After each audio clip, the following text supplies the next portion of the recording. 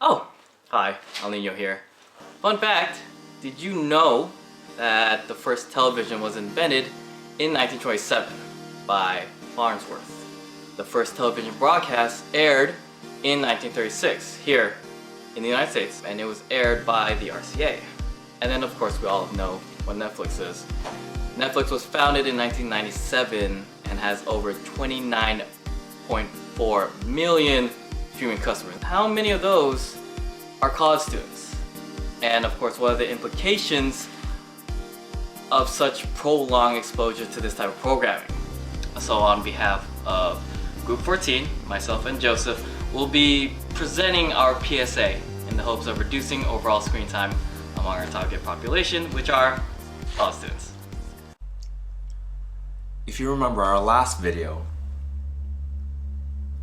our target audience is college students, specifically students with the ages of 18 to 25, specifically living in the US.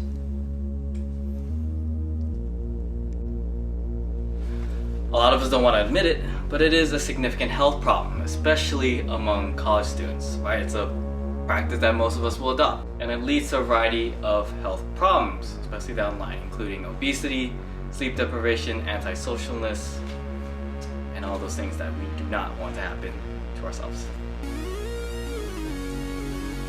The model we plan to use is the health belief model. So using the health belief model, again, college students, which is our target population, 18-25, are aware that they are susceptible to binge watching, especially during scheduled breaks. And many college students should be aware of these dangers.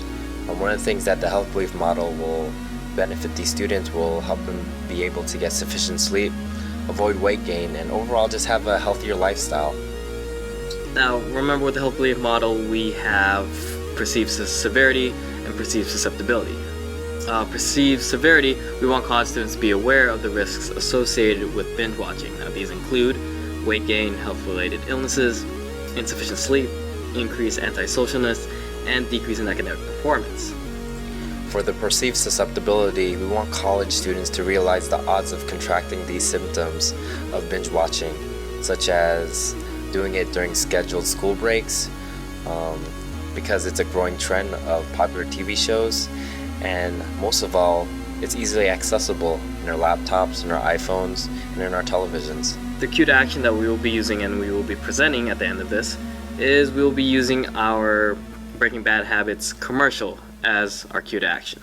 Some barriers that might be able to be present is, there's limited entertainment and not being able to be updated with all the TV shows, and we could see that with the social pressures that we have for fellow students. The benefits include more time for socialization, more sleep, more productivity, and overall a healthier lifestyle.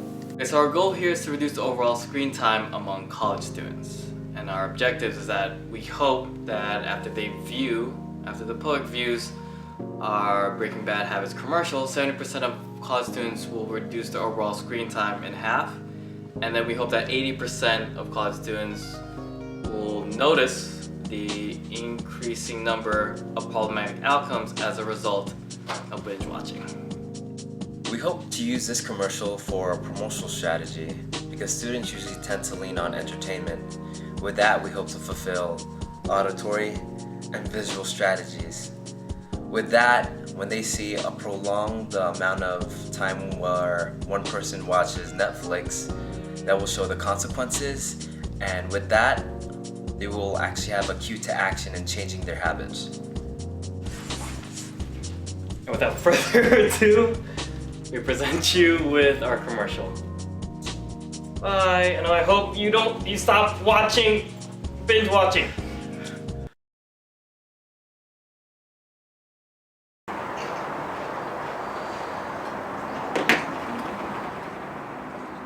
Hello, it's me.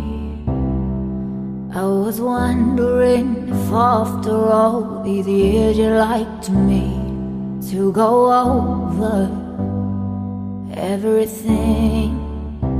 They say the time's supposed to heal ya, but I ain't done much healing. Hello,